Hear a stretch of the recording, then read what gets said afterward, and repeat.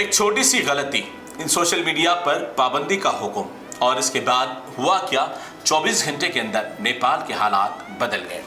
जी हाँ नाज़रीन, आप देख रहे हैं आपका अपना पसंदीदा चैनल ABS न्यूज़ और मैं हूं आपका दोस्त एंड होस्ट अब्दुल बसीर अब्दुल्ला। मैं बात कर रहा हूं नेपाल की, जहां पर हुक्मरानों की एक छोटी सी गलती, उसकी चिंगारी और आज का मौजूद नौजवान यूथ जनरेशन जिस तरीके से अपने हक के लिए जो आवाज़ उठाया है, आज दुनिया देख रही है कि नौजवानों और बिलखुसूस अवाम की इत्तेहाद और इत्तेफाक की ताकत ने कैसे नेपाल मुल्क का नक्शा बदल कर रख दिया है। जी हाँ, नेपाल में छोटी सी एक चिंगारी ने आज उसे पूरे मुल्क को तबाही व बर्बादी के दहाने पर खड़ा कर दिया। देखते ही देखते नेपाल की हुकूमत ने सिर्फ सोशल मीडिया पर पाबंदी आयद करने की बात कही, लेकिन हुआ यूं कि सोशल मीडिया पाबंदी इतनी उन पर भारी पड़ सकती है, नेपाल के साबिक वजीर आजम ने सोचा भी नहीं था कि एक सिर्फ उनकी पाबंदी की वजह से उनको अपना ओहदा भी खोना पड़ सकता था, अपनी सरजमीन छोड़ना पड़ा, उनके अपने घर बार को लुटता हुआ देखा गया, उनके अपनी अहलिया को उनके सामने ख़त्म होता देखा, और यानी बहुत सारी तबाही सिर्फ एक गलत बयानी, एक गलत ऑर्डर ने, एक गलत पाबंदी ने नेपाल को ही बदल कर रख दिया है। चलिए यहाँ पर एक बात ये भी कह दें कि जहाँ पर इत्तेहाद, इत्तेफाक, मोहब्बत, भाईचारगी और यहाँ पर यूनिटी जब आ जाती है तो वहाँ पर अच्छी अच्छी हुकूमतों को घुटने टेकने पड़ते हैं। नेपाल के साबिक वजीर आजम, अब आप देखिए 72 घंटे पहले वो वजीर आजम कहलाते थे, लेकिन अब सिर्फ 72 घंटे में उनकी दुनिया ही बदल गई है। KP शर्मा ने जैसे ही सोशल मीडिया की भड़कती आग को देखा तो अपना फौरन इस्तीफा पेश कर दिया और अपनी जान बचाकर इस मुल्क से फरार होने में कामयाब हो गए, लेकिन उनके अफराद खानदान, उनकी अहलिया को वहां से बचना मुश्किल रहा।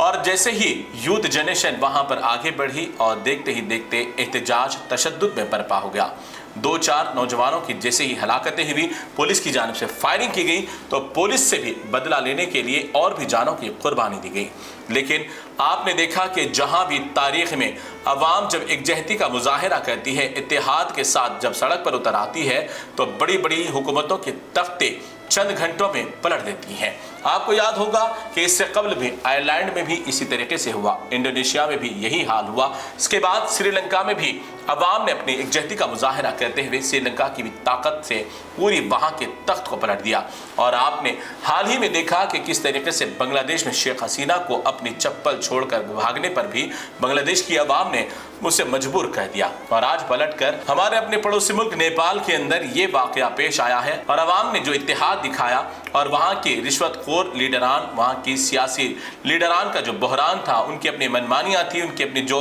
गर्दिशें थी, जो उनकी अपनी गलत ताकतों का इस्तेमाल था, वो तमाम को चंद घंटों के अंदर उसे दबोच लिया गया और उन्हें नंगा कर कर रोड रास्तों पर मारा गया। जैसा कि आपने देखा कि फाइनेंस मिनिस्टर का भी बहुत बुरा हाल हुआ। तो बहरकैफ नेपाल में अवाम ने दीगर लोगों को यह मैसेज दिया है कि जब तक खुद अवाम के अंदर इत्तेहाद नहीं होगा तो फिर आपको इत्तेफाक नहीं मिलेगा। सिर्फ हम यही बताना चाहते हैं कि अवाम का इत्तेहाद ही वक्त के हुक्मरानों के तख्तों को पलट देता है। लेकिन आज नेपाल के अंदर कुछ देर के लिए हालात तो कशीदा हुए, लेकिन आने वाले वक्त के सियासी लीडरान के लिए एक बड़ा मैसेज और सबक ये है कि वो अब सही तरीके से हुक्मरानी करे और वहाँ की आवाम की बात को समझे, उनकी कमज़ोरियों को समझे और वहाँ पर होने वाली मुआशी परेशानी को दूर करे और उसके अपनी करेंसी के बढ़ाने के लिए कोशिश करे और जितना हो सकता नेपाल के जो बेरोज़गार नौजवान हैं उनको रोज़गार फराहम करने के लिए इन तमाम मनाज़र को याद रखें। अगर आप भी नाकाम हो सकते हैं तो फिर आने वाले वक्त में आपके साथ भी यही होगा।